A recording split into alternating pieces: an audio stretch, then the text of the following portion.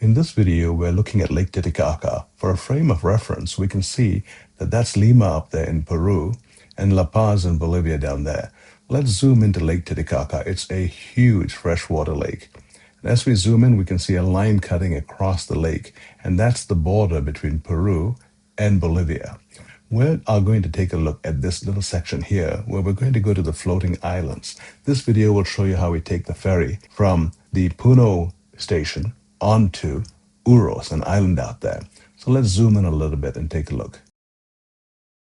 Puno's right there, and Uros is just up there, Isla de los Uros. There are a set of islands that make this up, but we're looking at one specific island, the island of Uros. This is where we're going to depart from.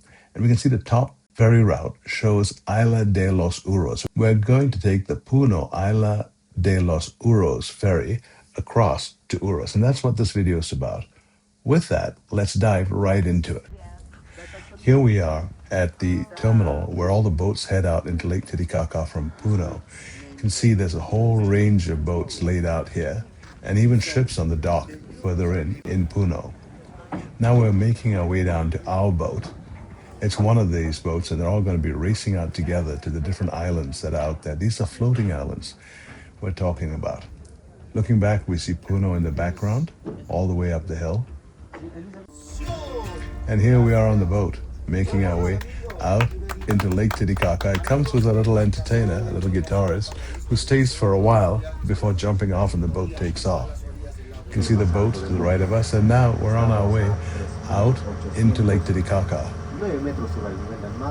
This is a good 3/4 day trip to the islands and to get back. Let's listen to what's happening.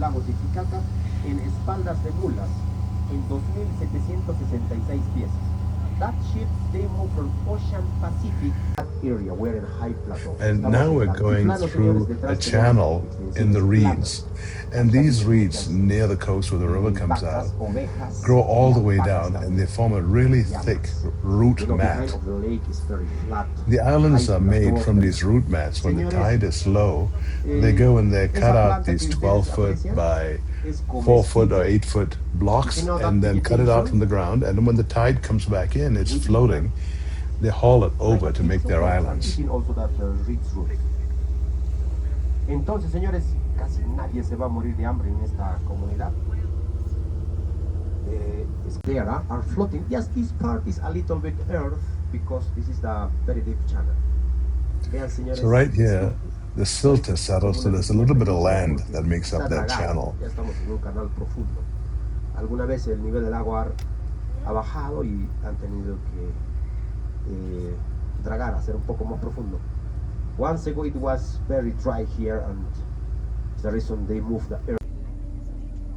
And now we're out into the lake, and we can see some of the floating islands. So that's some of the floating islands on the left. And on the edge where you see the brown meeting with the sea, that's all reed that's floating. The boats are made of reed also. Now we've been on the boat for about an hour now, and it's still chugging along, and we're going to come up to Uros, which is the island we're going to be visiting. And Uros really is comprised of about 9 or 15 islands that work together as one community. In order to be able to own or live on one of these floating islands, you've got to be indigenous to this tribe or married to somebody in this tribe. It's a little bit quite chilly, huh? Take your jacket. Es un poquito de frío. El viento, llevemos las casacas. Hoy día lo llaman catamarán. No, Mercedes-Benz lo llaman. No, le faltan detallitos, el aire acondicionado y todo. And we've arrived here, and this represents the local community responsible for tourists greeting us as we pull up. Look at those reeds there.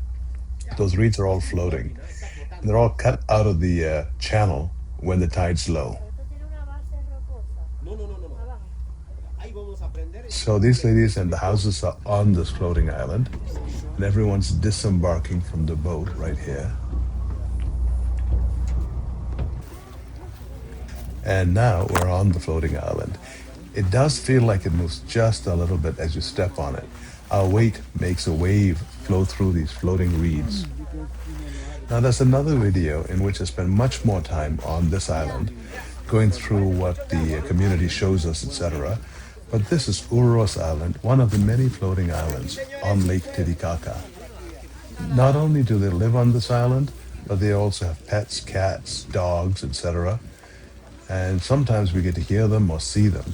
Now, parts of this island are blocked off as private community area. This is the area of the island open to the public. From here, we're taking a boat off to another island. You can either take one of these boats for a unique ride experience. We're going to jump back onto our regular boat and make our way to the next island, which is an island that lives completely off-grid, has their own value systems, and it's known for making some of the best handcrafted wool material in the world. Let's take a look at Lake Titicaca here as we sail off. We'll say goodbye to the floating islands here, and if you want to see more on the floating islands, there's a separate video just on that. Thank you so much for watching.